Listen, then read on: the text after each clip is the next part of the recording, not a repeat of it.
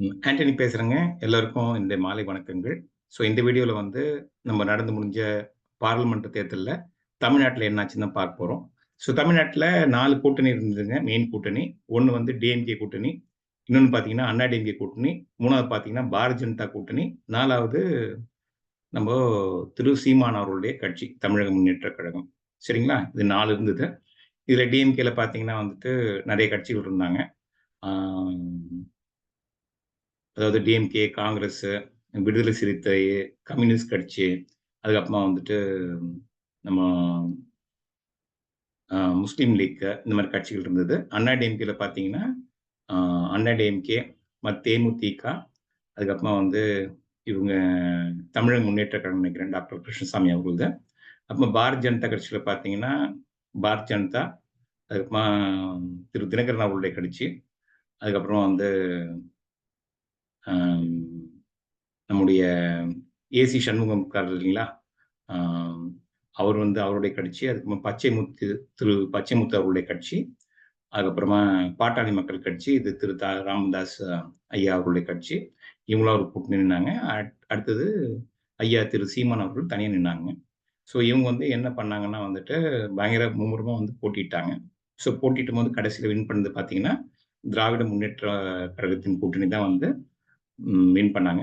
தமிழ்நாட்டுல பார்த்தீங்கன்னா, மொத்தம் 39 தொகுதிகள். இந்த 39 தொகுதிகள்லயும் ஆ திராவிட முன்னேற்ற கழகத்தின் கூட்டணி தான் வந்து வின் பண்ணாங்க. திராவிட முன்னேற்ற கழகத்தின் கூட்டணி வந்து இப்போ வந்து நம்ம பார்க்க போறோம். யார் யாரெல்லாம் வின் பண்ணாங்கன்னு சொல்லிட்டு. அதுக்கப்புறமா சில நட்சத்திர தொகுதியும் பார்ப்போம் நம்போ. இங்க பார்த்தீங்கன்னா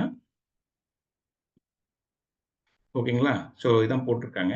இது வந்து எலக்ஷன் கமிஷன் ஆஃப் இந்தியா அவங்களுடைய வெப்சைட். அங்கிருந்து உங்களுக்கு காட்டுறேன். சரிங்களா? இது நானே எதுவும் பிரிப்பேர் பண்ணலைங்க. எல்லாமே வந்து அங்கிருந்து வர்றது தான். இது ரொம்ப துல்லியமா இருக்கும். தமிழ்நாட்டில் 39 தொகுதிகள்ல டிஎம்கே பார்த்தீங்கன்னா, இது வந்து திரு ஸ்டாலின் அவர்கள் முதல் மந்திரி. அவங்க வந்து பண்றாங்க 22 தொகுதிகள். இது காங்கிரஸ். இது திரு ராகுல் காந்தி அவர்கள். இவர் வந்து காங்கிரஸோட ஆ பெரிய தலைவர்கள் ஒருவர். இவங்க வின் பண்ணியிருக்காங்க. இது வந்து விடுதலை சிறுத்தை கட்சி திருமாவளவன் அவர் தலைவர் இது. இது 2மே வந்து கம்யூனிஸ்ட் கட்சிங்க. இது வந்து எம்டிஎம்கே. இது வந்து திரு வைகோ அவர்களால வந்துட்டு நடத்தப்படுது. அதுக்கப்புறமா இது ஐயுஎம்எல். இது வந்து முஸ்லீம் லீக் கட்சிங்க. சரிங்களா? ஒவ்வொரு கட்சியும் வந்துட்டு வின் பண்ணத இங்க போட்டிருக்காங்க. அத இங்க பார்க்குறீங்க. அதுக்கப்புறமா பார்த்தீங்கன்னா, கீழ எந்தெந்த கட்சி வந்து எவ்வளோ வந்து வாக்குகள் வந்து வாங்குனாங்க அப்படின்னு பார்த்துருக்காங்க. இந்த கூட்டணியில அ ஏடிஎம்கே வந்து அ கிட்டத்தட்ட 21%, பிஜேபி 11%, அ Bharatiya Samajwadi party 0.31%, CPI 2%, CPIM 2%, DMDK இது வந்து திரு விஜயகாந்த் அவர்களுடைய கட்சி. அவங்க வந்து 2.59%. இது வந்து டிஎம்கே 26%. இங்க் வந்து இந்த காங்கிரஸ் வந்து கிட்டத்தட்ட 10.5%. முஸ்லீம் லீக் வந்து 1% நோட்டா. சரிங்களா? இதான் வந்து பார்த்துருக்காங்க. இது வந்து தொகுதி வாரியா வந்துட்டு எப்படி வந்து ஜெயிச்சாங்கன்னு பார்க்குறோம். சரிங்களா? முதல்ல பார்த்தீங்கன்னா, இது வந்து 2 பேஜ் இருக்குங்க ரிசல்ட். 2 பேஜ்ல அரக்கோணம். இவர் திரு ஜெகத் ரட்சகன் அவர்கள். இவர் வந்து பாரத் யுனிவர்சிட்டி இருக்கு இல்லைங்களா? அவருடைய தலைவர். அவர் தான் வந்து வேந்தர். அவர் தான் நடத்திட்டு இருக்காருன்னு நினைக்கிறேன் இத. அவங்க வந்து வின் பண்ணியிருக்காங்க. இதுல பார்த்தீங்கன்னா, எந்த வந்து தொகுதி, தொகுதியோட எண்ண, யார் வின் பண்ணாங்க, வின் பண்ணவரோட கட்சி, இது வந்து பார்த்தீங்கன்னா, யார் வந்து 2வதா வந்தாங்க, அவர் 2வதா வந்தவர் எந்த பார்ட்டில இருக்கிறாங்க, எந்த அ கட்சியில இருக்காங்க, எவ்வளவு வாக்கு வித்தியாசத்துல முதல்ல இருக்கிறவர் 2வதுல ஜெயிச்சாங்க. இங்க பார்த்தீங்கன்னா, கிட்டத்தட்ட 3,00,000 வாக்கு வித்தியாசத்துல ஜெயிச்சிருக்கிறாங்க. அதுக்கப்புறமா வந்து ஆரணி, இதுல தரணி வந்து ஜெயிச்சிருக்காங்க. அடுத்தது சென்னை சென்ட்ரல்ல தயாநிதி மாறன் அவர்கள் ஜெயிச்சிருக்காங்க. இவரும் வந்துட்டு ஒரு நட்சத்திர வேட்பாளருங்க. எப்படின்னா, இவர் வந்துட்டு திரு ஸ்டாலின் அவர்களுக்கு உறவினர். அதே மாதிரி ஆ கலைஞர் இருந்தார் இல்லைங்களா?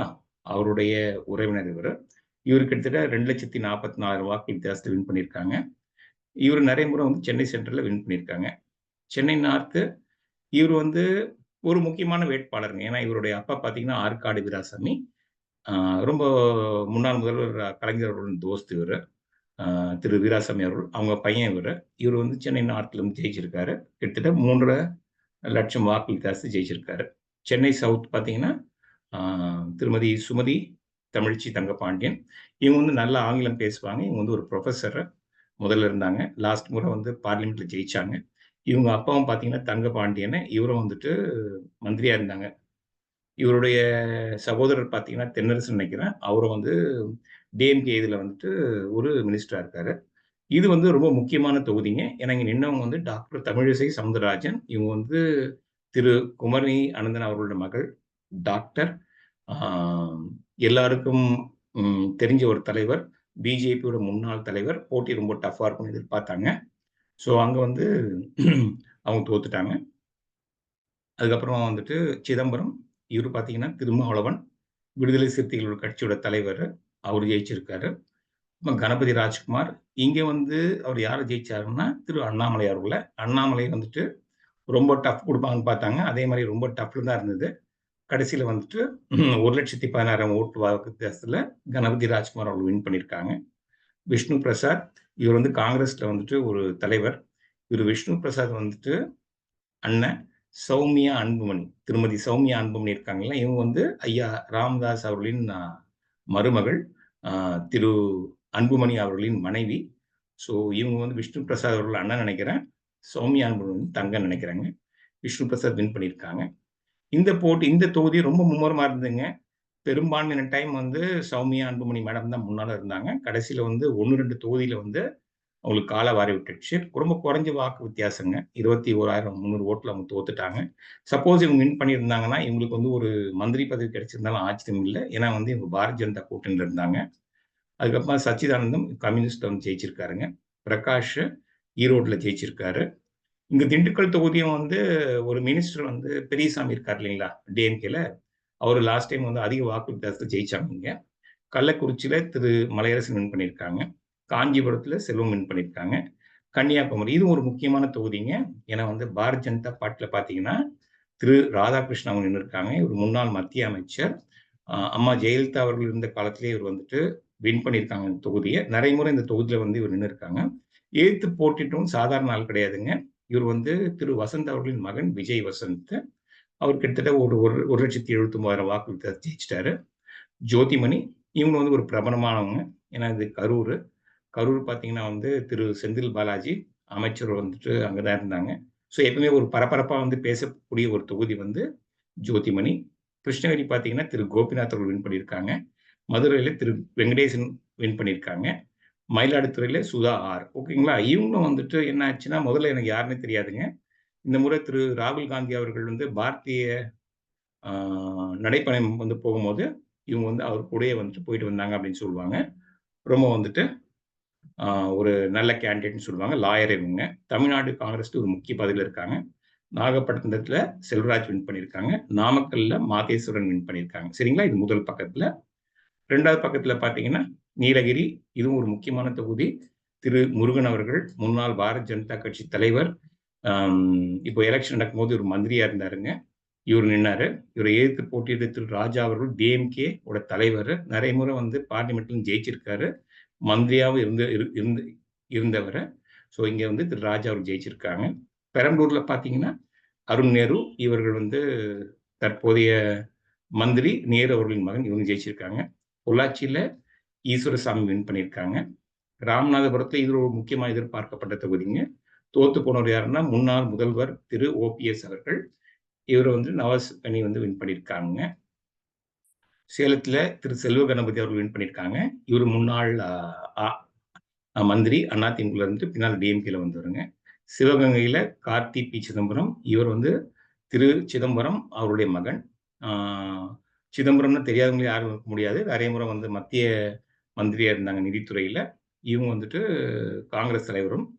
அடுத்து ஸ்ரீபெரும்புத்தூர் திரு பாலு அவர்கள் ஜெயிச்சிருக்காங்க. இவங்க மந்திரியா இருந்தாங்க. நெறைய முறை இந்த தொகுதியில ஜெயிச்சிருக்காங்க. தென்காசியில பார்த்தீங்கன்னா வந்து டாக்டர் கிருஷ்ணசாமி புதிய தமிழகத்தின் தலைவர். இவர் வந்து நெறைய முறை நிக்கிறாருங்க. ஆனா ஒரு முறை கூட இவருக்கு லக் வந்து ஹெல்ப் பண்ணல. தோத்து போயிடுறாருங்க இவரு. தஞ்சாவூர்ல முரசொலி ஜெயிச்சிருக்காங்க. தேனி பெரிதும் எதிர்பார்க்கப்பட்ட தொகுதி. இங்க தங்க தமிழ்ச்செல்வன் வந்து ஜெயிச்சிருக்காங்க.